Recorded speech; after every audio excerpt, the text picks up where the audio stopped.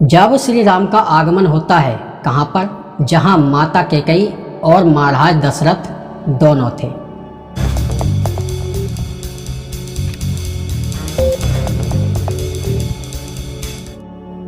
श्री राम वहाँ पर आते हैं और आने के बाद में वह अपने पिताजी की तरफ को देखते हैं। महाराज दशरथ ने देखा कि श्री राम आ चुके हैं, तब उन्होंने अपने मुख से एक बार मन में बोला राम। इतना कहकर वह जो मूर्छित हो गए और वहीं पर गिर पड़े, अर्थात कि लेटे रहे। गिरे हुए तो वो जो पहले से ही थे। जब कैकेयी ने उन्हें श्री राम को बन जाने के लिए बोला था, तभी से महाराज दशरथ की तबीयत जो खराब हो गई थी और वह मूर्छित अवस्था में आ गए थे। तो गिरे हुए तो वो पहले से ही थे। जब श्री राम का वहाँ पे आगमन होता है, महाराज दशरथ ने श्री राम की तरफ को देखा और एक शब्द बोला राम। उसके बाद में वह कुछ नहीं बोले। श्री राम ने पहले पिताजी की चरण वंदना की, माता कैकेयी की चरण वंदना की। चरण वंदना करने के बाद में श्री राम ने देखा कि पिताजी कुछ जो है चिंतित दिखाई दे रहे हैं। वह किसी पीड़ा में है, जिस वजह से कि वो बोल नहीं रहे। तभी महाराज को मनाने के लिए माता कैकेयी से श्री राम ने कहा, माता पिताजी को क्या हुआ है, ये मेरी किसी बात से या तो क्रोधित हैं या मेरी किसी बात से इन्हें कोई पीड़ा हुई है। यदि कोई पीड़ा हुई है तो उसके लिए मैं क्षमा चाहता हूँ। और माता कैकेयी से आग्रह किया कि माता आप मेरी तरफ से पिताजी को प्रसन्न करिए। कैकेयी ने कहा कि महाराज को ना ही तो कोई पीड़ा है और ना ही कोई दुख है। इनके मन में एक बात है जो कि वो आपसे कहने से डरते हैं। यदि आप जो महाराज की बात को माने, आज्ञा को माने, तो मैं आपसे वह बात कहूं। कैकेयी ने श्री राम से ऐसा बोला। तभी श्री राम ने कहा कि अगर महाराज की आज्ञा हो तो मैं अग्नि में कूद सकता हूं, समुद्र में छलांग लगा सकता हूं। माता श्री राम जो बोलता है वही करता है, अपने वचन और अपनी प्रतिज्ञा का पालन करता है। ऐसा नहीं है कि राम दो बातें करें, राम एक ही बात करता है। ऐसा श्री राम ने माता कौशल्या से कहा। तो ये श्री राम के कुछ गुण थे। ये श्री राम की कुछ जो पितृभक्ति थी, जो वो बोल रहे थे कि अगर महाराज आज्ञा दें, अर्थात कि पिताजी आज्ञा दें, तो मैं अग्नि में कूद सकता हूँ, समुद्र में छलांग लगा सकता हूँ बिना कुछ सोचे समझे। इस तरह की वार्ता होती है माता कैकेयी और श्री राम के बीच में। जब इनकी वार्ता होती है तब वार्ता होते होते माता कैकेयी श्री राम से कहती हैं, क्या कहती हैं? वो कहती हैं कि आपके पिताजी ने मुझे 2 वरदान दिए थे और आज वह वरदान मैंने जो मांग लिए। श्री राम पूछते हैं कि क्या है वो वरदान? कैकेयी बताती हैं कि एक में मैंने आपको 14 वर्षों के लिए वनवास के लिए मांगा है और एक वरदान मैंने अपने पुत्र भरत का राज्याभिषेक के लिए मांगा है। और आपको अभी ये सब कुछ छोड़कर वन को जाना चाहिए। इस बात को लक्ष्मण जी सुन रहे होते हैं बाहर खड़े रहकर। जब श्री राम का वहाँ पर आगमन हुआ था तो श्री राम के पीछे पीछे लक्ष्मण जी भी वहाँ पर आ गए थे, लेकिन वह महाराज दशरथ और कैकेयी के पास नहीं पहुँचे थे।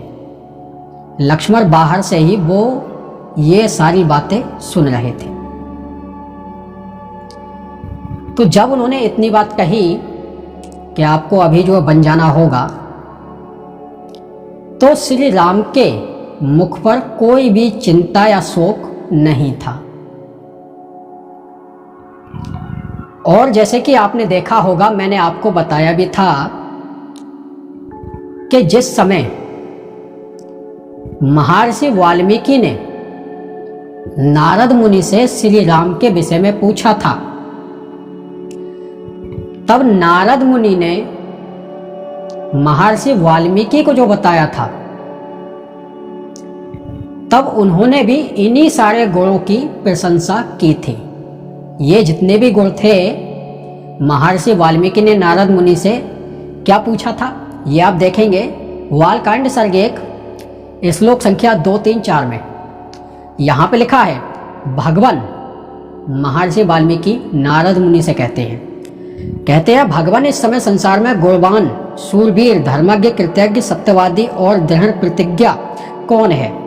सदाचार से युक्त सब प्राणियों का हित करने वाला विद्वान, सामर्थ्यवान और प्रिय दर्शन कौन है? धैर्य युक्त, काम क्रोध आदि शत्रुओं का विजेता, कांति युक्त, ईर्ष्या तथा निंदा न करने वाला तथा युद्ध में क्रुद्ध होने पर देवताओं को भी भयभीत करने वाला कौन है? नारद मुनि ने देखा कि महर्षि वाल्मीकि तो ऐसे गुण कर्म स्वभाव पूछ रहे हैं जिनका मिलना की दुर्लभ है। उसके बाद में विचार विमर्श करने के बाद में, कुछ सोच विचारने के बाद में नारद मुनि ने श्री राम के विषय में बताया था। नारद मुनि ने श्री राम के विषय में क्या बताया था महर्षि वाल्मीकि को, ये भी आप देखेंगे बालकांड सर्ग 1 श्लोक संख्या 8, 9, 10, 11 में। यहाँ पे आप देखेंगे तो यहाँ पर नारद मुनि ने कहा है, क्या कहा? इक्ष्वाकु वंश में उत्पन्न राम नाम से लोगों में विख्यात श्री रामचंद्र जी नियत भाव, मन को बस में रखने वाले, अति बलवान, तेजस्वी, धैर्यवान और जितेंद्रिय हैं। श्री राम के गुणों के बारे में नारद मुनि ने महर्षि वाल्मीकि को बताया। आगे बताया, वे श्री राम बुद्धिमान, नीतिज्ञ, मधुरभाषी, श्रीमान, शत्रुनाशक, विशाल कंधों वाले, गोल तथा मोटी भुजाओं वाले, शंख के समान गर्दन वाले, बड़ी ठोली वाले और बड़े भारी धनुष को धारण करने वाले हैं। उनके गर्दन की हड्डियां मांस में छिपी हुई हैं। वे शत्रुओं का दमन करने वाले हैं। उनकी भुजाएं घुटनों तक लटकती हैं। उनका सिर सुंदर एवं सुडौल है, माथा चौड़ा है। वे अच्छे विक्रमशाली हैं। ऐसा नारद मुनि ने महर्षि वाल्मीकि को बताया था। और आगे भी उन्होंने बताया, जिस प्रकार नदियां समुद्र में पहुंचती हैं, उसी प्रकार उनके पास सदा सज्जनों का समागम लगा रहता है। वे आर्य हैं, वे समदृष्टि हैं और सदा प्रिय दर्शन हैं। ऐसा नारद मुनि ने महर्षि वाल्मीकि को बताया था। तो ये थे श्री राम के गुण। और आप आगे यहां भी देखेंगे कि जब श्री राम को पता चला कि उनका जो है वन आगमन हो सकता है, वन गमन, जैसे कि आप देखेंगे अयोध्या कांड सर्ग 16 में श्लोक संख्या 23 में यहाँ पे लिखा है, श्री राम के पीछे पीछे सुमित्रा को आनंद को बढ़ाने वाले अत्यंत क्रुद्ध तथा आंखों में आंसू भरे हुए लक्ष्मण जी भी चले। जैसे कि अभी मैंने आपको बताया था कि जब श्री रामचंद्र जी का महाराज दशरथ के पास में आगमन हुआ था, जहाँ पर कैकेयी और महाराज दशरथ थे, तब श्री राम के पीछे पीछे वहाँ पर लक्ष्मण जी भी आ गए थे। लेकिन लक्ष्मण जी क्या है कि वो बाहर ही रुक जाते हैं, वह महाराज दशरथ और कैकेयी के पास नहीं पहुँचते हैं। तो ये जो सारी बातें हो रही थी, कैकेयी ने श्री राम को बताया कि आपको वनगमन करना है, वन को जाना है। तो ये सारी बातें लक्ष्मण जी ने सुनी थी। वहाँ पर जब इतनी बात सुनते हैं तो वो माता कैकेयी से कहते हैं, क्या कहते हैं? उन्होंने कहा, ठीक है माता, मैं वन जाने के लिए तैयार हूँ, लेकिन मैं अपनी माता और जो भी मेरे मित्रगण हैं उन्हें मैं समझा आऊँ और उनसे मैं विदा ले आऊँ। ऐसा कहकर श्री राम अपनी माता के पास में जाते हैं। जब वो जा रहे थे तब यहाँ से भी लक्ष्मण जी श्री राम के पीछे पीछे चले जाते हैं। तभी यहाँ पर आप देख सकते हैं अयोध्या कांड सर्ग 16 में श्लोक संख्या 23 में जो लिखा है, श्री राम के पीछे पीछे सुमित्रा को आनंद देने वाले अर्थात सुमित्रा के आनंद को बढ़ाने वाले अत्यंत क्रुद्ध तथा आंखों में आंसू भरे हुए लक्ष्मण जी भी चले श्री राम के पीछे पीछे। जब उन्होंने इतनी बात सुनी कि उन्हें बन जाना होगा और जो भी भौतिक सुविधाएं हैं, जो राज्य है, वह अब श्री राम को नहीं मिलने वाला है, तो उनके मुख पर किसी भी प्रकार का कोई भी शोक या चिंता नहीं थी।